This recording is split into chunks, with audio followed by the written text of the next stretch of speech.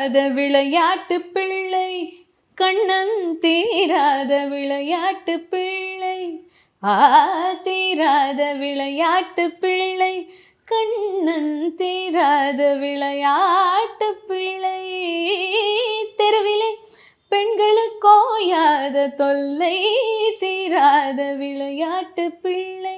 அவ்வளோதான். அதுக்கப்புறம் it goes to folk western என்னென்னமோ வரும். அதில் இந்த போர்ஷன் மட்டும் நான் பாடினேன். குட்டி புள்ளியில் நீங்கள் ஒரு பாட்டு பாடியிருப்பீங்களா, அது பயங்கர ஹிட்டு. ஆக்சுவலி அந்த படத்துக்கு அது ஒரு பெரிய புஷ்னே சொல்லலாம். அந்த ஒரு பாட்டு வந்து ரிலீஸ் ஆகி அது பயங்கர ஹிட் ஆச்சு. ஓ இந்த பாட்டு வந்து இந்த படமா, அந்த மாதிரி ஒரு டாக் போய். ஆக்சுவலாக இப்போ ரீசெண்டாக ஹிட்டான அந்த அவகாட்சி சாங் கூட என்னை கூப்பிடும்போது அருவாக்காரன் ஃபீல்டில் நீங்கள் பாடுங்கன்னு சொல்லி தான் கூப்பிட்டாங்க. அந்த மதுரை அப்படி தான் சொன்னாங்க. பட் ஆனால் அது வேர்ட்ஸ் இன்னும் பயங்கரமாக இருந்தது. செக்கானூரணி, ஆமாம், என்னென்னமோ அது என்ன இது வாலாந்தூர், அது எனக்கு வந்து அது ஃபஸ்ட்டு அது பிடிபடவே இல்லை. அப்புறம் கபிலன்ட்ட கேட்டுட்டு அந்த வேர்ட்ஸ் மீனிங், எனக்கு அவகாட்சினா என்னன்னு எனக்கு ஃபஸ்ட்டு அதுவே எனக்கு புரியல. அப்புறம் அந்த வேர்ட்ஸ் மீனிங், அந்த ஸ்லாங், அந்த ஆக்சென்ட் எல்லாம் கேட்டுன்ட்டு ரொம்ப டைம் எடுத்து தான் வந்து பாடினேன். பாலமுரளி பாலு மியூசிக்கு. அப்புறம் விஷுவலுக்குன்னு சொல்லி கூப்பிட்டாங்க. விஷுவல் சூப்பராக பண்ணியிருந்தாங்க. பாட்டு வந்து செம்ம ஹிட் ஆயிடுச்சு. 3 மில்லியன் வியூஸ் போயிட்டு இப்போ இந்தியாவில் டாப் 16 இருக்கு அந்த பாட்டு.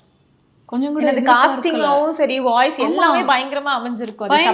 ஆனா எதிர்பார்க்கல ஆக்சுவலா. ஏன்னா அது ஆடியோவா லைக் பாடும்போது சாங் நல்லா இருந்ததுன்னு நினைச்சேன். விஷுவலோட போய் பார்த்தபோது சூப்பரா இருந்தது. பார்த்தா செம்ம ஹிட் ஆயிடுச்சு அந்த பாட்டு.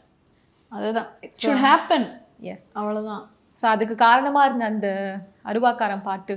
அருவாக்காரன் அழகம்பேரன் அடி நெஞ்ச தேய்ச்சு போனா தாடிக்காரன் அந்த கண்ணு அழுக்கு லுங்கி ஆனாலும் ஆசை வைக்கும் மீசக்காரன் இரவைக்கு சிக்காத குறவா போல என் கையில் சிக்கலை இளையங்கால மேடு காடு கரையும் கூட வார நிழல போல அருவாக்கார அழகம் பேர அடி நெஞ்ச தேய்ச்சு போனான் தாடி